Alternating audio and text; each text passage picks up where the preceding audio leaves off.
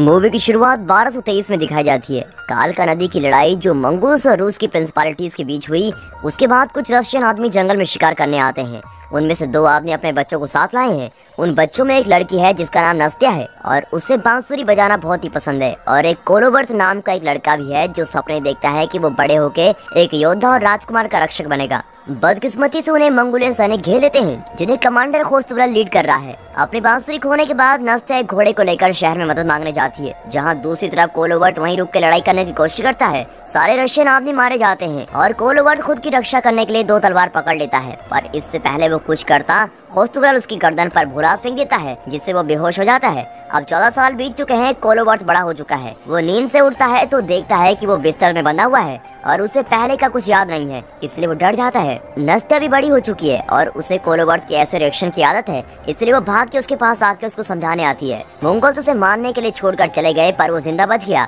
अब वो राजकुमार के सुरक्षा का खास आदमी है और उसकी शादी नस्त्या से हुई है और उसके 2 बच्चे भी हैं। अब ये सब सुनने के बाद और घर में घूमने पर कोलोबर्ट को सब याद आता है, पर उसे नाश्ता करने का मौका नहीं मिलता। और उससे पहले ही एक सैनिक जिसका नाम करकुन है वो उसको शहर लेने आता है। जब वो शहर पहुंचते हैं तब रियाजान का राजकुमार यूरी कोलोबर्ट से शहर की तरफ आने वाले घुड़सवार के साथ क्या किया जाए इसका सुझाव मांगता है। क्योंकि उन घुड़सवारों के झंडे लहराते हुए नहीं दिख रहे हैं, इसलिए कोलोबर्ट उन्हें वॉर करने से पहले इंतजार करने को बोलता है। ये सही सुझाव साबित होता है क्योंकि वो घुड़सवार मंगोल्स नहीं पर दूसरे राजकुमार हैं जो राजकुमार यूरी के पोते की नामकरण के सेरेमनी में आए हैं। उसके बाद कोलोबर्ट सैनिकों की ट्रेनिंग करवाता है। यूरी का बेटा फेडर वहां देरी से पहुंचता है क्योंकि वो अपने बेटे की सेरेमनी की तैयारियों में व्यस्त था। कोलोबर्ट फेडर को अपनी तरकीबें दिखाने का चैलेंज देता है जिसे वो खुशी से कबूल करता है, पर फेडर बस खुद को जलील करके वहां से चला जाता है। अब ट्रेनिंग खत्म होने पे कोलोबर्ट अपने परिवार के लिए तोहफे लेकर घर आता है। वो अपने बच्चों के लिए कांटेदार जंगली चूहे और अपनी बीवी के लिए बांसुरी लाता है। नाश्ते को वो बांसुरी बहुत पसंद आती है और उसे सुरक्षित रखने के लिए एक बक्से में डाल देती है, पर कोलोबर्ट को उसके बक्से में बहुत सारी बांसुरी दिखाई देती है क्योंकि वो हर दिन उसको एक बांसुरी देकर भूल जाता है। बाद में नामकरण की सेरेमनी बीच में रोक दी जाती है क्योंकि एक नागरिक ये अनाउंसमेंट करता है कि मंगोल्स आ रहे हैं। सब झुकने के लिए भागते हैं पर कोलोबर्ट उस बच्चे के साथ ही रहता है जब तक कि पुजारी उसको ब्लेसिंग दे रहा है। अब यूरी और उसकी आदमी जब ये देखते हैं कि मंगोल्स अपने साथ बहुत सारे सैनिक लेके आ रहे हैं, वो दरवाजे बंद करने का हुक्म देता है और वो दरवाजे को तब तक नहीं खोलेंगे जब तक कि वो उनसे जूझने का कोई रास्ता ना सोच ले। अब राजकुमार इस परेशानी पे चर्चा करने के लिए मीटिंग कराता है, पर फेडर को लगता है कि रशियन योद्धा इतने लाजवाब हैं कि अगर उनकी संख्या मंगोल के सैनिकों से कम भी होगी तो भी वो जीत जाएंगे। बाकी सलाहकारों को लगता है कि उन्हें श्रद्धांजलि देनी चाहिए, इससे उनका शहर गरीब हो जाएगा, पर कम से कम वो जिंदा तो बचे रहेंगे। यूरी फैसला करता है कि वो फेडर को कुछ सैनिकों के साथ मंगोल से बात करने भेजेगा और उस दौरान वो नजदीकी शहर से मदद मांगेंगे। दूसरी तरफ कोलोबर्ट मीटिंग बीच में छोड़ के शहर का हाल देखने जाता है और वो देखता है कि सब लोग बहुत घबराए हुए हैं। कोलोबर्ट जाकर नाम के एक आदमी से टकराता है जो दवाइयाँ बेचता है। जाकर उससे रिक्वेस्ट करता है कि वो उसे दवाई के बदले बाहर जाने दे, पर कोलोबर्ट उसे याद दिलाता है कि सारा शहर घिरा हुआ है और बचने का कोई रास्ता नहीं है। उसके बाद वो घर लौट के देखता है कि यूरी ने हुक्म दिया है कि कोलोबर्ट अपने आदमियों को इकट्ठा करके फेडर के साथ मंगोल से बात करने जाएगा। कोलोबर्ट को ये सही नहीं लगता क्योंकि उसकी याददाश्त में दिक्कत है और नस्त्या भी इस बात पे सहमत होती है और रोते रोते राजकुमार से फरियाद करती है कि वो इस बारे में फिर सोच लें।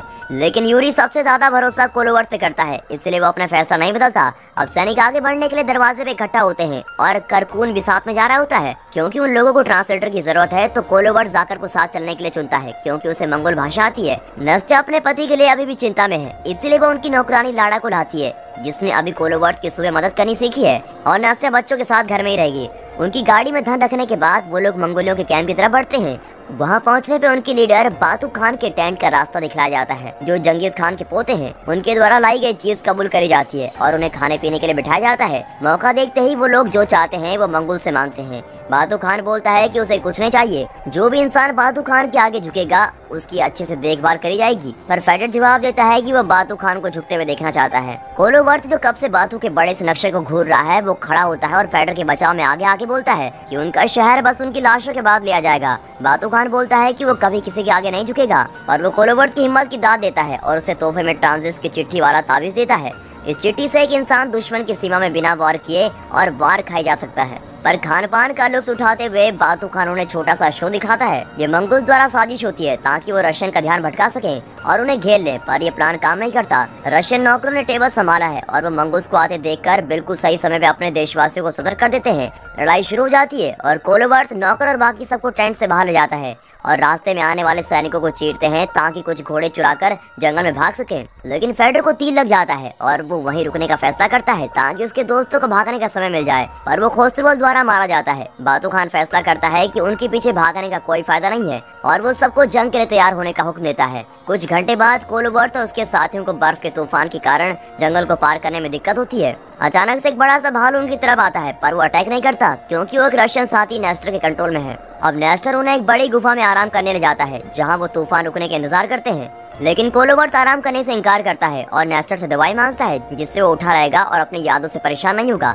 पर नेस्टर ऐसी दवाई बनाने से मना कर देता है क्योंकि उसके ख्याल से हर सुबह बिना किसी याद के उठना एक किस्मत की बात है जिसके कारण इंसान अपनी जिंदगी नए सिरे से शुरू करता है। कोलोबर्थ आग के सामने बैठ के जगह रहने की पूरी कोशिश करता है। उसे याद आता है जो नक्शा उसने टेंट में देखा था वो उसे अभी भी याद है, इसलिए वो उसको भूलने से पहले उसे लिख लेता है। मौसम के शांत होते ही वो सब नेस्टर को गुफा में अकेला छोड़कर चले जाते हैं, लेकिन जब तक वो रैजान लौटते हैं काफी देर हो चुकी है। मंगोल ने शहर तबाह कर दिया है, ज्यादातर इमारतें बड़ी गुलेल से तोड़ दी गई हैं। मेन घंटी अपनी रस्सी से गिर गई है। तीरंदाजों ने यूरी को मार दिया है। फेडर की बीवी पकड़े जाने के डर से अपने बच्चे के साथ कूद गई और नस्ते अपने बच्चों के साथ घर में ही रही जिसमें आग लग गई और वो जल के मर गए। अपने घर की राख से जब कोलोबर्थ को बांसुरी मिलती है जिसे उसने खुद खरीदा था, तब वो अपने आदमियों को इकट्ठा करता है और दोबारा घंटी खड़ा करता है ताकि अगर कोई भी जीवित बचा हो तो वो बाहर आ जाएंगे। ज्यादा लोग नहीं बचे हैं और बचने वालों में ज्यादा बच्चे हैं। अचानक से कोई बोलता है कि मंगोल बचे हुए लोगों को भी खत्म करने आ रहे हैं। तब कोलोबर्थ जल्दी से तरकीब बनाता है। सब लोग छुप जाते हैं पर वो घंटी के नीचे रुककर मंगूस द्वारा पकड़े जाने का नाटक करते हैं, पर जैसे ही मंगूस पास आते हैं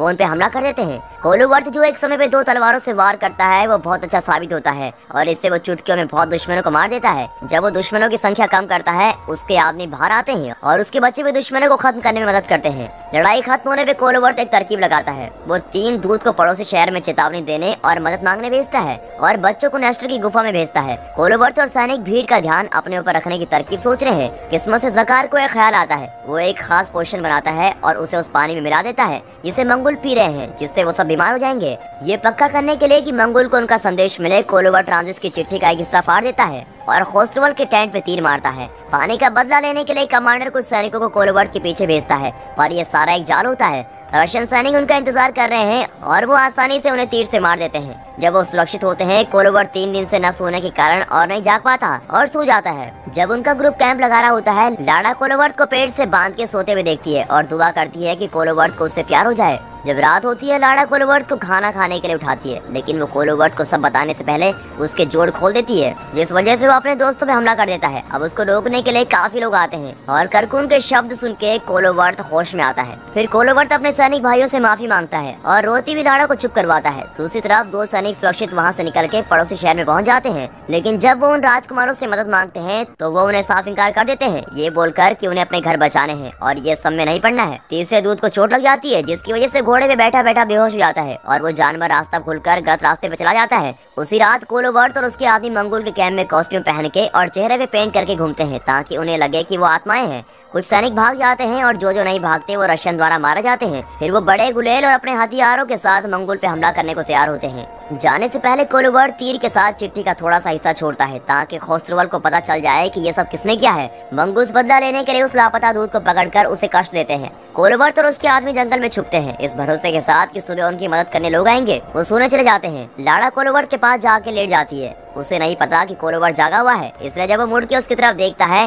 लाडा को लगता है कि वो जाग रहा है, इसलिए वो सब यादें बोलती है। वो नाश्ता होने की एक्टिंग करती है, पर कोलोबर्थ उसे गले लगाने से पहले उसका झूठ पकड़ के उससे कहता है कि उसके घर में बस वही जिंदा है। जब सुबह होती है, कोलोबर्थ कुछ अजीब सी आवाजें सुन के जंगल के अंदर जाता है। उसे नहीं पता कि लाडा भी उसका पीछा कर रही है। इस तरह कोलोबर्थ को तीसरे दूत की डेड बॉडी मिलती है जिसे वहाँ जाल के तौर पर छोड़ा गया है और अब कोलोबर्थ को हर तरफ से मंगूस ने घेरा हुआ है। लाडा वापस कैंप की तरह मदद मांगने भागती है। तब खोस्त्रबल हैरानी से कोलोबर्थ को अकेले सब सैनिकों से लड़ते देखता है। उसी समय कोलोबर्थ के इर्द गिर्द बर्फ का तूफान चलने लगता है। कमांडर उसे अपने भोलास से रोकने की कोशिश करता है जैसे सालों पहले किया था, पर इस बार कोलोबर्थ उन्हें अपनी तलवार से रोक देता है। जैसे ही तूफान और बढ़ता है, नेस्टर और भालू वहां आके काफी मंगूस को मार देते हैं और बचे हुए लोगों को डराकर भगा देते हैं। जब वो सैनिक अपने कैंप पे लौटते हैं तो उन्होंने जो देखा वो डरावनी बातें वो सबको बताते हैं। खोस्टरवाल ने पहले आत्मा वाली बात पे यकीन नहीं किया था, पर अब उसने कोलोबर्ट के हुक्म में तूफान और भालू को चलते देख के सब मान लिया है। बातू खान परेशान है कि उसके आदमी सब पे भरोसा कर रहे हैं और वो साबित करना चाहता है कि ये सब झूठ है और इस युद्ध में कुछ जादू ही नहीं है, इसलिए वो अपनी सेना को वापस चलने को कहता है।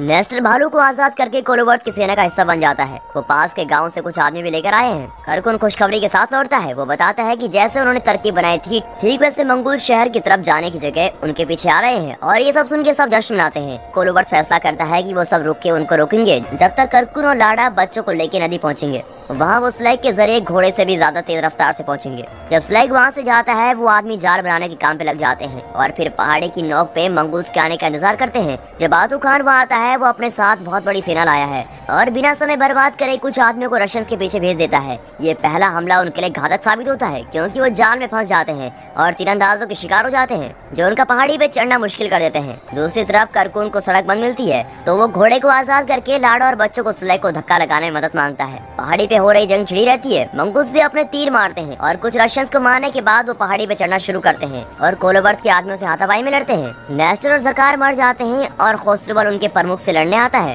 पर कोलोबर्ट बहुत आसानी से उसे 2 तलवारों के कट से मार देता है। मंगूल्स की संख्या अभी भी उनसे ज्यादा है, इसलिए रशियन सैनिक एक एक करके गिर रहे होते हैं, पर उन्होंने करकुन की नदी तक पहुंचने तक पहाड़ी की नोक को बचाया हुआ है। लेकिन करकुन को थोड़ी परेशानी होती है। सेल को जिस गांठ से बांधा हुआ है वो बर्फ से जमी हुई है और वहाँ आग नहीं है। फिर लाड़ा बच्चों की मदद से रस्सी को खोल देती है और सेल चलने को तैयार हो जाती है। अब वो आराम से भाग सकते हैं। कोलोबर्ट के पास बस कुछ आदमी बचे हैं और वो बचे हुए मंगूस को पहाड़ी की नोक पे हराकर अपना झंडा लहराता है। बातू खान को बहुत गुस्सा आता है और वो अपने दूत को पता करने भेजता है कि रशियंस क्या चाहते हैं, पर कोलोबर्ट उन्हें वही बातें बोलता है जो उन्हें कुछ दिन पहले सुनने को मिली थी। बातू खान बहुत गुस्से में अपने आदमियों को बड़ी गुलेल से फायर करने का हुक्म देता है। कोलोबर्ट स्लेग को नदी में देखता है और बचे हुए लोगों के भागने का जश्न मनाता है, पर तभी पत्थर लगने से वो बेहोश हो जाता है। जब कुछ सेकंड्स बाद वो उठता है, कोलोबर्ट के पास उसकी सारी यादें हैं और उसके सारे आदमी मर चुके हैं। अपनी आखिरी चाल के तहत वो अपना तावीज दिखाते हुए खुद को बचाते हुए पहाड़ से नीचे उतरता है। कोलोबर्ट जमीन पे गिर के बातू खान को बोलता है कि एक दिन उसके लोग अपना इंतकाम लेंगे। फिर वो अपना तावीज बर्फ में गिरा के मंगुल के प्रमुख को वो वापस लेने को बोलता है। जैसे बताया गया है, बातू खान वो तावीज उठा लेता है। कोलोबर्ट हंसता है और बोलता है कि मरने से पहले उसने बातू खान को अपने आगे झुका लिया है। क्या कभी आपने किसी को उसके घमंड से झुकाया है? अगर हाँ तो कमेंट सेक्शन में जरूर बताइएगा। बातू खान कोलोबर्ट की हीरोपंती से इम्प्रेस होकर बोलता है कि अगर वो उसका आदमी होता तो वो उसका सबसे भरोसेमंद होता,